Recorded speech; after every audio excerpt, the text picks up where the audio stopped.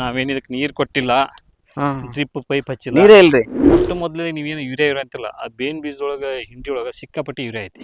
ನಾನು ಒಂದು ಸ್ಪ್ರೇ ಮಾಡ್ಲಾರ್ದಾಗ ಮೆಣಸಿನ್ಕಾಯಿ ಬೆಳಿತೀನಿ. ಇದು ನಂದೊಂದು ಕಾನ್ಸೆಪ್ಟ್ ಇದೆ. ಇಲ್ಲಿ ನೋಡಿ ಸರ, ಈ ಕಡೆ ಬರ್ರಿ, ಈ ಕಡೆ ಕಾಯಿ ಕಾಣ್ತಾವ್ರಿ, ಕಾಣ್ತಾವ್ರಿ, ಈಚೆ ಕಡೆಗೆ ಬರ್ರಿ. ನನಗ ವಿಚಿತ್ರ ಆಗೈತ್ರಿ ಇದು, ನಿಮಗ ಏನ್ 2ನೇ ವರ್ಷದ ಮೆಣಸಿನ್ಕಾಯಿ. ಇಲ್ಲಿ ನೋಡಿ, ಇದು ಒಣಗಿದ ಕಟ್ಟಿ ಕಾಣತ್ರಿ ಇಲ್ಲಿ. ಇದು ಒಣಗಿದ ಐತ್ರಿ ಇಲ್ಲಿ. ಹೌದ್ರಿ, ಅದಲ್ರಿ ಹೋದ ವರ್ಷದ ಮೆಣಸಿನ್ಕಾಯಿ ರೀ. ಹೋದ ವರ್ಷ ಇದ್ರ ಒಳಗೆ ಬೆಳಿ ತಕ್ಕೊಂಡು ಆ ನಂತರ ಇದು ಹಂಗ ಬಿಟ್ಟಿದ್ವಿ.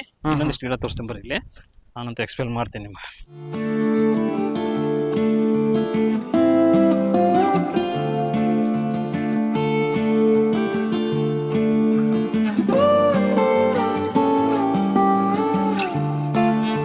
ಇದಕ್ಕೆ ನೀರು ಕೊಟ್ಟಿಲ್ಲ, ಡ್ರಿಪ್ ಪೈಪ್ ಹಚ್ಚಿಲ್ಲ, ನೀರೇ ಇಲ್ರಿ. ನೋಡ್ರಿ ನೀವು ಎಲ್ಲೈತಿ ನೀರೇ, ಮತ್ ನೀರ್ ಅಂತ ಮಲ್ಚಿಂಗ್ ರೀ. ಹಿಡ್ಕೊರ್ಲಿ ತೋರಿಸ್ತೆ. ಇಲ್ಲಿ ಮೆಣಸಿನ್ಕಾಯಿ ನೋಡ್ರಿ, ನೋಡ್ರಿ. ಮೊನ್ನೆ ಇವ್ರು ಬಂದಿದ್ರಿ, ಅವರು ದೇವರಾಜ್ ಮೇಟಿ ಅವರು, ನಮ್ಮ ಮೆಣಸಿನ ಬೀಜ ಒಯ್ಯಾಕ್ರಿ. ಅವ್ರು ಏನ್ ಮೆಣಸಿನ್ಕಾಯಿ ಬೆಳಿತಾರ. ಇಲ್ಲಿ ನೋಡ್ರಿ, ಎಲ್ಲ ಹಂಗ ಕಾಣತ್ರಿ. ಇದು 2ನೇ ವರ್ಷದ ಮೆಣಸಿನ್ಕಾಯಿ ರೀ, ಮೊನ್ನೆ ವರ್ಷದಲ್ಲ. ಆ ಕಡೆ ಹೊಸ ಬರ್ರಿ, ಇಲ್ಲಿ ಈ ಕಡೆ ಜಾಸ್ತಿ ಐತ್ರಿ. ಇಲ್ಲಿ ಬರ್ರಿ, ಎಷ್ಟು ಹೈಟಿಗೆ ಬೆಳೆದ ನೋಡ್ರಿ ಇಲ್ಲಿ. ಹೌದ್ರಿ.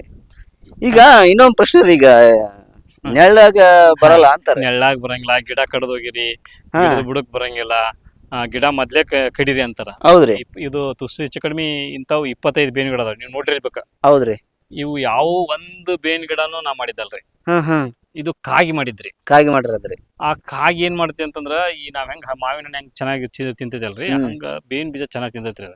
ಅಲ್ಲಿ ಒಂದ್ ಹಾಕೊಂತ ಹೋಗಿರ್ತೈತಿ ಅದ. ನಮಗ್ ಎಲ್ಲಿ ಬೇಕ ಅನ್ಸತಿಲ್ಲ ಅಲ್ಲಿ ಅದನ್ನ ಒಂದ್ ಕಲ್ಲಿಟ್ಟ ಒಂದ್ 2-3 ವರ್ಷ ನಾವು ಅದನ್ನ ನೋಡಿದ್ವಿ ಅಂತಂದ್ರ 3ನೇ ವರ್ಷಕ್ಕೆ ನಾ ಇಲ್ಲಿದ್ದೇನೆ ಅಂತ ಅದ ಹೇಳ್ತೈತಿ. ಆದ್ರ ಹಂಗ ಮಾಡಿದ್ದು 25 ಬೇವಿನ ಗಿಡ ರೀ. ಒಂದು ಬೇವಿನ ಗಿಡ ವ್ಯಾಲ್ಯೂಯೇಷನ್ ಕನಿಷ್ಠ ಪಕ್ಷ 10,000 ರೂಪಾಯಿ ಹಿಡಿದ್ರೆ 25,000 ರೂಪಾಯಿ 25 ಗಿಡಕ್ಕೆ ಎಷ್ಟಾತ್ರಿ? 2.5 ಲಕ್ಷ. ಇದು ನಾನು ಹೋದ್ಮ್ಯಾಗ ಬರೋದ್ರಿ. ಇವತ್ತು ಅಟ್ ಪ್ರೆಸೆಂಟ್ ಏನ್ ಬರುತ್ತೆ ಅಂತಂದ್ರ, ಇದೆಲ್ಲ ಸೀಡ್ ಅಲ್ಲಿ ಬೀಜ ಕಾಣತ್ರಿ.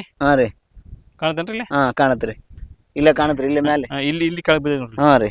ಇಲ್ಲಿ ಬೀಳೈತಲ್ಲ, ಈ ಬೀಜದ್ರ ಎಷ್ಟು ಐತಿ ಅಂತಂದ್ರ, ನೀವು ಒಂದ್ ಸಣ್ಣ ಬಾಟ್ಲಿ ಒಂದ್ 1000 ml ಒಂದ್ ಬಾಟ್ಲಿ ತರಬೇಕಂದ್ರೆ 1,000 ರೂಪಾಯಿ ಐತಿ, ನೀಮ್ ಆಯಿಲ್ ಅಂತೇಳಿ.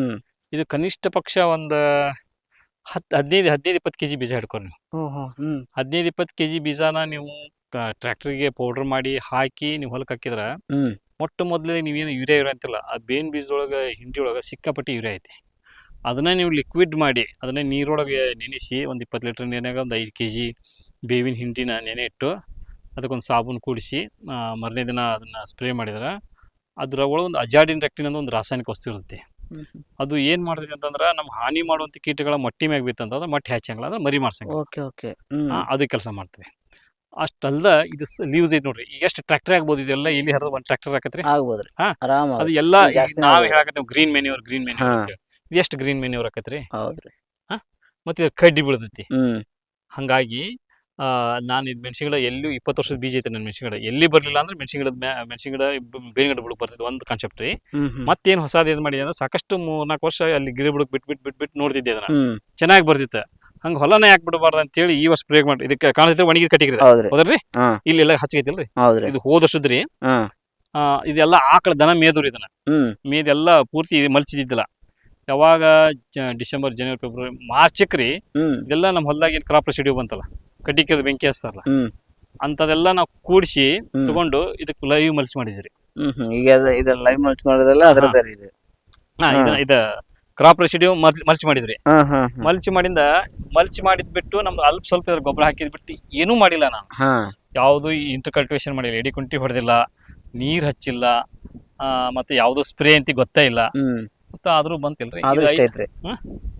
5 ಗುಂಟೆ ಜಾಗದಾಗ್ರಿ ನಿಮ್ ಕನಿಷ್ಠ ಪಕ್ಷ ನೀವು ಒಳ್ಳೆ ಮೆಣಸಿನ್ಕಾಯಿ ತಿಂತಿರಲ್ರಿ. ಇವತ್ತು ಹುಟ್ಟಿದ ಮಗುರಿ, ಹುಟ್ಟಿದ ಮಗುಲಿದ್ದು ಹೇಳ್ಕೊಂಡು ದೊಡ್ಡವ್ರ ಮಠ ರೀ, ಉಪ್ಪು ಖಾರ ಬಹಳ ಇಂಪಾರ್ಟೆಂಟ್ ಬೇಕೇ ಬೇಕ್ರಿ. ಆ ಮೆಣಸಿನ್ಕಾಯಿಗೆ ನಾವು ಎಷ್ಟು ಔಷಧಿ ಹೊಡೆ ತಿಂತೇವಿ. ನಾನು ಒಂದು ಸ್ಪ್ರೇ ಮಾಡ್ಲಾರ್ದಾಗ ಮೆಣಸಿನ್ಕಾಯಿ ಬೆಳಿತೀನಿ. ಬಟ್ ಇವತ್ತು ಜಗತ್ತ ಅದು ಎಷ್ಟು ನಾನಂತ ಅನ್ನೋಕಿನ ರೀ, ನಮ್ಮ ಪೂರ್ವಿಕರು ಒಂದು ಅದಕ್ಕೆ ಸ್ಪ್ರೇ ಮಾಡ್ಲಾರ್ದಂಗ ನಮ್ಮ ಪೂರ್ವಿಕರು ಬದುಕಿದ್ರಲ್ಲ, ಅದ ಕಾನ್ಸೆಪ್ಟ್ ಒಳಗೆ ಬದುಕೇ ಇಲ್ರಿ. 2ನೇ ವರ್ಷದ ಮೆಣಸಿನ್ಕಾಯಿ ನೋಡ್ರಿ, ಒಂದು ಕ್ಷಣ ವಿಚಾರ ಮಾಡಿ. ಅದ್ರ ನಾ ನಿಸರ್ಗ ಜೋಡಿ ಹೋದ್ರ ನೋಡಿ, ಇಲ್ಲಿ ಬೇನ್ ಬೀಜ ನೋಡ್ರಿ, ಹೌದ್ರಿ, ಜಾಸ್ತಿನ ಬರ್ತಾವ್ರಿ. ಇಲ್ಲಿ ಎಲ್ಲಿ ಅಂದ್ರೆ ಎಷ್ಟು 5 ಗುಂಟೆ ಐತ್ರಿ ಇದು? ಒಂದ್ 5 ಗಂಟೆ ಆಗ್ಬೋದ್ರಿ. ಹಾ ಹಾ ಎರಡು ಗಿಡದ ಪ್ರಯೋಗ ಮಾಡೇನ್ರಿ. ಹಾ ಹಾ ಇನ್ನೊಂದು ವಿಶೇಷ ತೋರಿಸ್ತೀನಿ ಬರ್ರಿ. ಹಾ ರೀ.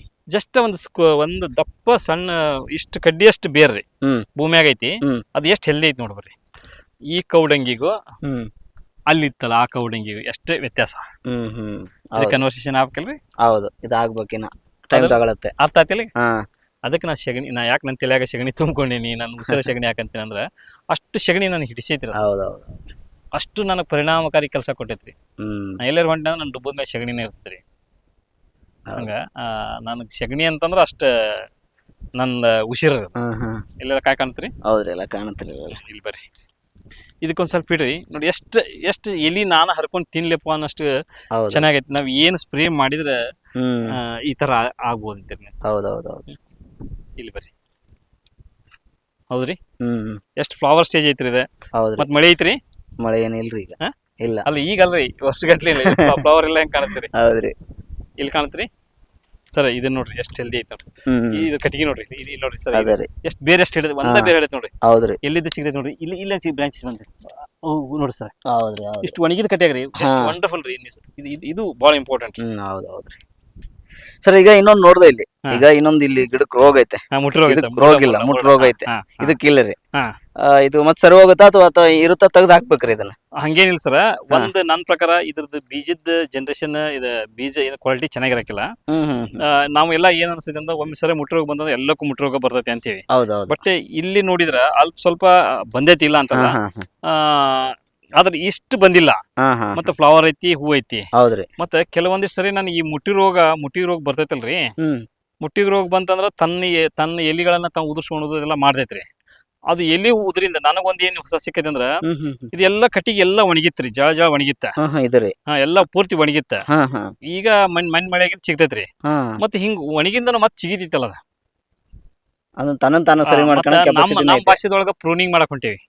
ಕಟ್ ಮಾಡಿದ್ರೆ ಜಾಸ್ತಿ ಬೆಳೆದಿಂದ ತನ್ನನ್ನ ತಾನ ಕೆಡಕೊಂಡು ಆನಂತರ ಪ್ರೂನಿಂಗ್ ಆಗಿ ಮತ್ತ ಅಲ್ಲಿ ನಿಮ್ಗ ಗಿಡ ಬಿಡ ತೋರ್ಸಿನಲ್ಲ, ಅದು ಪೂರ್ತಿ ಇದೇ ತರ ಹಳದಿ ಆಗಿತ್ತ, ಕ್ಯೂರ್ ಆಗೈತೆ ಅದು. ಅದ ಸ್ವಲ್ಪ ನಮ್ಗೆ ಈಗ ಭಯ ಅನ್ಸತಿ. ಅದು ಚಿಗಿತಿ ನಮ್ಗೆ ಖುಷಿ ಅನ್ಸತಿ. ಈ ಭಯನ ತಡ್ಕೋಬೇಕ್ರಿ. ತಡ್ಕೊಂಡ ಮಾತ್ರ ನಮಗೆ ಇದು ಬಹಳ ಇದು ಇರ್ಬೇಕ್ರಿ. ಇದ ನಮ್ಮ ಇದು ಬಹಳ ಸರ. ಎಷ್ಟು ಇದೆಲ್ಲ ಇದು ಹಿಂಗಿತ್ತ ತಕೋರಿ. ಎಷ್ಟು ಹುಳ ಹಿಡೈತಿ ನೋಡ್ರಿ. ಹೌದ್ರಿ, ಅಂದ್ರೆ ಇದು ನಮ್ಮನ್ನ ಜೇಡ ಐತಂತಂದ್ರಿ, ಹಾನಿ ಮಾಡೋ ಈ ಕೀಟಗಳನ್ನ ಅದು ಬಲೆ ಹೇಳೋದು, ಅದು ಆಹಾರ ಆಗಿ ತಿಂತತಿ, ನಮಗ್ ಉಪಕಾರ ಮಾಡೋದು ನೋಡ್ರಿ. ಅದು ಜೇಡ ಎಷ್ಟು ಚೆನ್ನಾಗಿ ಹೇಳೋದು. ಇಷ್ಟು ಗಾಳಿ ಐತಲ್ರಿ, ನಮಗ್ ನಿಲ್ಲಾಕ ಆಗೋಲ್ದ ಗಾಳಿ. ಅದ್ರ ಗಾಳಿ ಎಷ್ಟು ಡಿಸೈನ್ ಮಾಡಿದ್ ನೋಡ್ರಿ. ನಮಗೆ ಮಿತ್ರ ಕೀಟಗಳು ಇದ್ದೇ ಇರ್ತಾವ. 100% ಸರ್. ನಾವು ಒಂದ್ ಕೊಲ್ಲಾಕ್ ಹೋಗಿ 2 ಮಂದಿ ಕೊಂತೀವಿ ಅಂತ ಹಂಗಾಗೈತಿ. ವೈರಿ ಕೊಲ್ಲಾಕ್ ಹೋಗಿ 2 ಮಂದಿ ಒಳ್ಳೆಯವ್ರ ಕೊಲ್ಲಾಕ. ಹೌದೌದೌದು. ಪ್ರಕೃತಿ ನಮಗೆಲ್ಲ ಕೊಟ್ಟು ನಾವೇ ಯೋಚನೆ ಮಾಡಿಲ್ಲ ಅಷ್ಟೇ. ಮಲೇಶಣ್ಣ, ತುಂಬಾ ಧನ್ಯವಾದ ತಮ್ಮ ಉಪಯುಕ್ತವಾದ ಮಾಹಿತಿಗೆ. ಯಾಕಂತ ತುಂಬಾ ಒಂದು ದಿನದಿಂದ ನಾನು ನಿಮ್ಮನ್ನು ಭೇಟಿ ಆಗ್ಬೇಕು ಅಂತ ಅನ್ಕೊಂಡಿದ್ದೆ.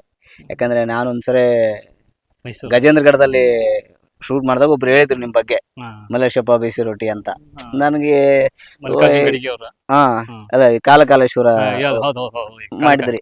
ನಾನು ಏನ್ ಅನ್ಕೊಂಡಿದ್ದೆ, ಇಷ್ಟೆಲ್ಲ ಹೇಳ್ತಾರೆ ಅಂದ್ರೆ ಮನುಷ್ಯ ಒಳ್ಳೆ ಬಿಗು ಇರ್ತಾನೆ ಹಂಗ. ಈಗ ಯಾವಾಗ ನಾವು ನಿಮ್ಮನ್ನ ಮೈಸೂರಲ್ಲಿ ಭೇಟಿ ಆದೆ, ಅವಾಗ ಒಳ್ಳೆ ಅನ್ಸ್ತು. ಜ್ಞಾನಿಗೆ ಯಾವತ್ತೂ ಅಹಂಕಾರ ಇರಲ್ಲ ಅಂತ ಅಂತಾರೆ.